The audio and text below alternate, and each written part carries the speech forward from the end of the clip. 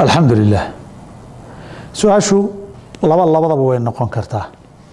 haddaad ka hadlaysa adu inaad lafahaaga tagto saa'ilku haduu ka hadlayo ama gabadhan saa'ilada ay ka hadlayso ruuxu yahayba ruuxan inuu isagu lafihiisa tago oo waalidkii ka xajiyo isagoo intiisii ka xajiyin taa lama ogola xajka aad xiratayna waalidkaa noqon maaye kaagii buu noqon oo nabigu calayhi salaam nin wuxuu ku arkay xajka leh labbayka can shubrumaan ka xajinayaa wuxuu yidhi shubrumahu muxuu ahaa wuxuu yidhi ninka jawaabtiisii raawiga kala xasuusan waaye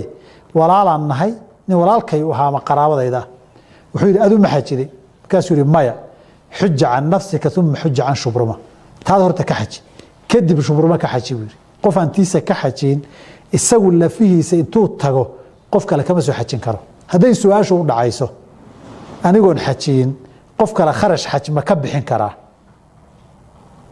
kharash xaj ma ka bixin karaa waxaan leenahay su-aashaasi hal jawaaba ma laha dhowr suuro ama dhowr qaab bay ku iman kartaa qaabka koobaad waxaan su-aasha dib u weydiinaynaa qofka sidan oo kaleeto markay tahay adi xajka ma kugu waajibay ilaan xajka waajibitaankiisu dhaqaalo keliya maaha dukumenti aad ku xajida ma haysataa caafimaadkaagu ma kuu saamaxayaa inaad xajido culimmadii maxram la-aan lama sharti xajiyi kara tiri maxram ama jamaaca niswa hiqaada ma haysataa ariiqu aamin iyo wadada jidku aamin ma ku yah shuruudii wujuubka xajka adiga ma kugu dhammaystiran tahay mise lacagun baad haysaa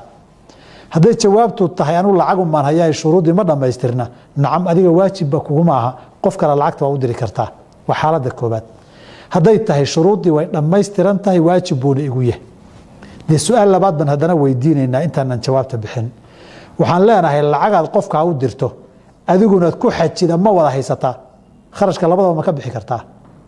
hadday jawaabtu haa tiraahdo waxaan leenahay nacam way bannaan tahay waayo qofkaasood u dirtay diidi maysaad inaad xajido kana waa u diri kartaana waa xaji kartaa hadday jawaabtu ay noqoto kharashku nooma qaybsamo anu haddaan isaga u diro shuruuddii waa dhammaystirantahay waad xajin karaa kharashkuna nooma qaybsamo imaa isaga wa imaa aniga hadday labadaa mid noqoto masalada khilaaf baa imanaya bayna ahli lcilmi xajka wujuubkiisu ma cala alfawri baa mise waa cala taraakhi manaa qofka xajka markay shuruuddii la dhammaystiro mawaajib baa markaaba inuu dhaqaaqo mise wuu yar dib dhigan karaa calaa qowlka deg deg maaha oo adoo sanadkan kugu waajibay sanad iyo laba waa dib dhigan kartaa yidhina nacam waad ka bixin kartaa buu ku leeyahy waxayna ku daliishanayaan xajka sanad taasica la waajib yeelay nabigu abubakar buu xujaydii madax uga dhigay isaguna uu ka hadhay sanadkii ka dambeeyey buu xajiyey calaa haadaa bay qaacida ahaan culimo badani waxay qabaan inuusan xajku degdeg wujuubkiisa ahayn haddaan nidhaahno degdeg wujuubku ma aha isagoo kugu waajibay waa dib dhigan kartaa wey adoo dib dhigtayna qof kale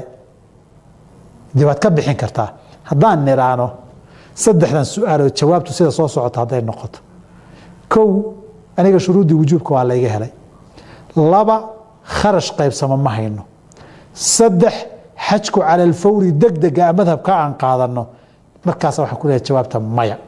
horta adigu soo xaji waayo kaagiyoo jooga oy waajib hadda inaad dhaqaaqda kugu tahay inaad qof kala siiso ood kaagii u baaqdo diin ahaan kuma banaana taa masalada khulaasadeedii taswiirkeedii wey aniga waxaa ila raajixa xajka wujuubkiisu cala alfawri maaha oo qofku yar dibdhigan karaa sida nabiguba sanadkii sagaal alay salaam u dibdhigay isagoo waajibay saa darteed warkayga jawaabtiisa marka lasoo ururiyay ka masalada cilmi ahaan baan u kala qaadqaadaye si jiid soo jiid qof kale waad u diri kartaa wayaasixi adigoon xajin bilahi